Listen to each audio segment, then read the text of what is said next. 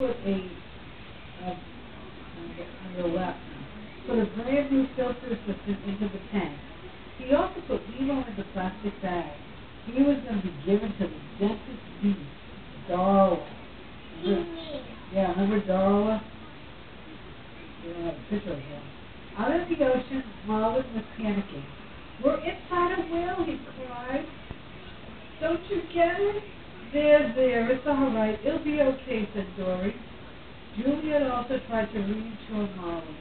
She thought to herself, "The whale must be carrying us, not trying to eat us." Suddenly, the water level in the whale's mouth began to lower. The whale groaned as it surfaced and spouted. Riding atop the spray were Dory, Marlin, and Juliet. Juliet laughed. It was like a great big water slide. They were finally in Sydney Harbor. "We made it," cried Marlin. "We're going to go find my son." And along came a pelican and snap! They were scooped up into his mouth. Marlin didn't want to be in the pelican's dinner. He had to save Nemo. He launched himself in the pelican's beak, refusing to be swallowed, until eventually it spat him out. The danger wasn't over. There was lots of seagulls around, too, looking for the next meal. Luckily, Nigel was there. "Hop inside my mouth if you want to live," he said. Marlin didn't believe him, but Nigel scooped him up in his beak. But he didn't. Oh, you bet. As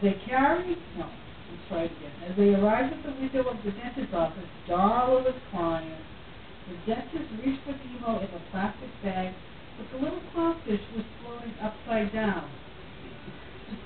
This is where the story takes a bad turn. However, he was only pretending to be dead, to get flushed down the toilet. He winked at the other fish in the tank to let them know he was okay. Sadly, thinking that Nemo was dead, the dentist would put him in the tank can instead. Just then, Nigel stumbled into the dentist's office, causing chaos. Marlin was desperate to see his son. The dentist pushed Nigel out of the window, but not before Marlin saw Nemo lying very still in the plastic bag. "Nemo, Nemo," called his father.